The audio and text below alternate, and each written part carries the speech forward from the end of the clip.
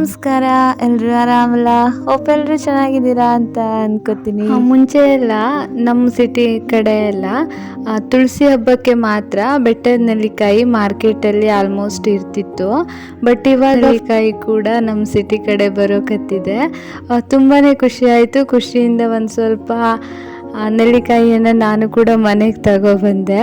But ಅದನ್ನ ಒಂದ್ಸರಿ ತಿಂದವರು ಮತ್ತೆ ಅದ್ರ ಸುದ್ದಿಗೆ ಹೋಗಿಲ್ಲ. ಏನಕ್ಕೆ ಅಂದರೆ ಸ್ವಲ್ಪ ಒಗ್ರು ಫೀಲ್ ಆಗುತ್ತೆ ಅಂತ ಅಂದ್ಬಿಟ್ಟು ಇದನ್ನ ಜ್ಯೂಸ್ ಮಾಡಿನೂ ಕುಡಿತಾರೆ. ನಾನೇನು ಅಂದ್ಕೊಂಡೆ ಅಂದರೆ ನಾವು ಮುಂಚೆ ಎಲ್ಲ ತಿಂದಿದ್ವಿ, ಆ ನೆಲ್ಲಿಕಾಯಿ ಚೀಟ್ ಅಂತ ಬರ್ತಿತ್ತು ಒಣಗಿಸಿ ಮಾಡೋದು, ಅದನ್ನು ಮಾಡಿಟ್ರೆ ಬೇಗ ಖಾಲಿನೂ ಆಗುತ್ತೆ, ಹಾಗೆ ಟೇಸ್ಟು ಕೂಡ ಚೆನ್ನಾಗಿರುತ್ತೆ, ಹೆಲ್ತಿಗೂ ಒಳ್ಳೆಯದು ಅಂತ ಅದನ್ನು ಸಾಲ್ಟೆಡ್ ಆಮ್ಲ ಕ್ಯಾಂಡಿನ ನಾನು ಇವತ್ತು ಮಾಡ್ತಾ ಇದ್ದೀನಿ. ಸರಿ ಮಾಡೋಣ. ಫಸ್ಟು ನೆಲ್ಲಿಕಾಯಿನೆಲ್ಲ ನೀಟಾಗಿ ವಾಶ್ ಮಾಡಿಕೊಂಡು ಇಡ್ಲಿ ಬೇಯಿಸೋ ಪಾತ್ರೆಯಲ್ಲಿ ನೆಲ್ಲಿಕಾಯನ್ನು ಬೇಯಿಸ್ಕೋಬೇಕು ಒಂದು 15-20 ನಿಮಿಷ. ನಂತರ ಅದನ್ನು ಒಂದು 20 ನಿಮಿಷ ತಣಿಯೋದಕ್ಕೆ ಬಿಟ್ಟು, ತಣ್ದಿದ್ದೆ ಅದ್ರದ್ದು ಬೀಜನ ತೆಗೆದ್ಬಿಟ್ಟು ಈ ಥರ ಚಿಕ್ಕ ಚಿಕ್ಕ ಪೀಸ್ಗಳನ್ನಾಗಿ ಮಾಡ್ಕೋಬೇಕು.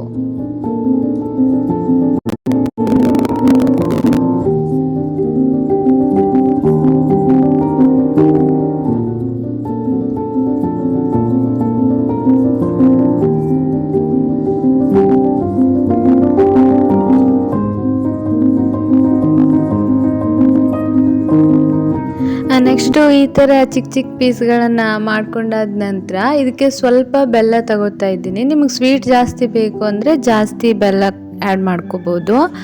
ನೆಕ್ಸ್ಟು ಸ್ವಲ್ಪ ಜಾಸ್ತಿ ಪ್ರಮಾಣದಲ್ಲಿ ಉಪ್ಪನ್ನು ತಗೊತಾ ಇದ್ದೀನಿ.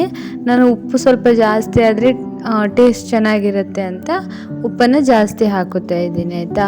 ಹಾಗೆ ಒಂದು ಸ್ವಲ್ಪ ರುಚಿಗೆ ತಕ್ಕಷ್ಟು ಜೀರಿಗೆ ಪುಡಿ, ಹಾಗೆ ರುಚಿಗೆ ತಕ್ಕಷ್ಟು ಕಾಳು ಮೆಣಸಿನ ಪುಡಿಯನ್ನು ನಾನು ಇಲ್ಲಿ ಬಳಸ್ಕೊತಾ ಇದ್ದೀನಿ. ಇದಿಷ್ಟನ್ನು ಕೂಡ ನೀಟಾಗಿ ಮಿಕ್ಸ್ ಮಾಡಿಬಿಟ್ಟು ಒಂದು ದಿನ ಫುಲ್ ಹಾಗೇ ಬಿಡಬೇಕು, ಆಯಿತಾ. ನಂತರ ಮಾರನೇ ದಿನ ಅದನ್ನು ಇನ್ನೊಂದು ಸಾರಿ ನೀಟಾಗಿ ಮಿಕ್ಸ್ ಮಾಡಿಬಿಟ್ಟು ಅದರ ತಳದಲ್ಲಿ ನೀರು ಸ್ಟೋರ್ ಆಗಿರುತ್ತೆ, ಅದನ್ನೆಲ್ಲ ಸಪ್ರೇಟ್ ಮಾಡ್ಕೋಬೇಕು. ಆ ಸಪ್ರೇಟ್ ಮಾಡಿರೋ ನೀರನ್ನು 1 ಲೋಟ ಉಗುರು ಬೆಚ್ಚಿನ ನೀರಿಗೆ 1 ಚಮಚ ಮಿಕ್ಸ್ ಮಾಡ್ಕೊಂಡು ಕೂಡ ಕುಡಿದ್ರೆ ಹೆಲ್ತಿಗೆ ತುಂಬಾ ಒಳ್ಳೆಯದು ಅಂತಲೂ ಅಂತಾರೆ. ಫ್ರಿಜ್ಜಲ್ಲಿ ಕೂಡ ನೀರನ್ನು ಸ್ಟೋರ್ ಮಾಡಿ ಇಟ್ಕೋಬೋದು. ನೆಕ್ಸ್ಟು ನೀರನ್ನೆಲ್ಲ ಸಪ್ರೇಟ್ ಮಾಡಿದ ನಂತರ ಇನ್ನೊಂದು ಸಾರಿ ನೆಲ್ಲಿಕಾಯಿಗೆ ನಾನು ಉಪ್ಪು ಮತ್ತು ಜೀರಿಗೆ ಪುಡಿ ಹಾಗೆ ಕಾಳು ಮೆಣಸಿನ ಪುಡಿಯನ್ನು ಇನ್ನೊಂದು ಸಾರಿ ಹಾಕಿ ನೀಟಾಗಿ ಮಿಕ್ಸ್ ಮಾಡಿಕೊಂಡು ಒಂದು ಪ್ಲೇಟಿಗೆ ನೀಟಾಗಿ ಈ ಥರ ಹರಡ್ಕೊಂಡಿದ್ದೀನಿ. ನೆಕ್ಸ್ಟು ಹರಡ್ಕೊಂಡು ಒಂದು 5 ದಿನ ಫುಲ್ ಬಿಸಿಲಿಗೆ ನೀಟಾಗಿ ಒಣಗಿಸ್ಬೇಕು. ಒಣಗಿಸಿದ ನಂತರ ಈ ಥರ ಗಟ್ಟಿಯಾಗಿ ಆಮ್ಲ ಕ್ಯಾಂಡಿ ರೆಡಿ ಆಗುತ್ತೆ. ಇದನ್ನು ನೀವು ಒಂದು ಡಬ್ಬದಲ್ಲಿ ಹಾಕಿ ಸ್ಟೋರ್ ಮಾಡಿ ಇಟ್ಕೊಂಡು ಬೇಕಾದಾಗೆಲ್ಲ ಇದನ್ನು ತಿನ್ಬೋದು. ನಿಜವಾಗ್ಲೂ ಇದ್ರ ಟೇಸ್ಟು ಸೂಪರ್ ಆಗಿದೆ.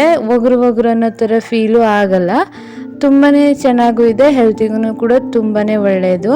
ವಿಟಮಿನ್ ಸಿ ಇದರಲ್ಲಿ ರಿಚ್ ಆಗಿರೋದ್ರಿಂದ ಜೀರ್ಣಕ್ರಿಯೆಗೆ, ಕಣ್ಣಿನ ಆರೋಗ್ಯಕ್ಕೆ, ಕೂದಲಿನ ಆರೋಗ್ಯಕ್ಕೂ ಕೂಡ ತುಂಬಾ ಪ್ರಯೋಜನಕಾರಿಯಾಗಿದೆ.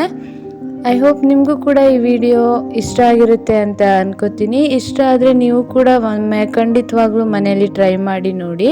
ನಿಮಗೂ ಕೂಡ ಡೆಫಿನೆಟ್ಲಿ ಇಷ್ಟ ಆಗುತ್ತೆ ಅಂತ ಹೇಳಕ್ಕೆ ಇಷ್ಟಪಡ್ತೀನಿ. ಹಾಗೆಯೇ ನನ್ನ ಈ ಪುಟ್ಟ ಪ್ರಯತ್ನಕ್ಕೆ ಸಪೋರ್ಟ್ ಮಾಡ್ತಾ ಇರೋ ನಿಮ್ಮೆಲ್ರಿಗೂ ಕೂಡ ಸದಾ ಚಿರಋಣಿ ಅಂತ ಹೇಳ್ತಾ ಆದಷ್ಟು ಬೇಗ ಮತ್ತೆ ಸಿಗ್ತೀನಿ. ಎಲ್ರಿಗೂ ಒಳ್ಳೆಯದಾಗಲಿ. ನಮಸ್ಕಾರ.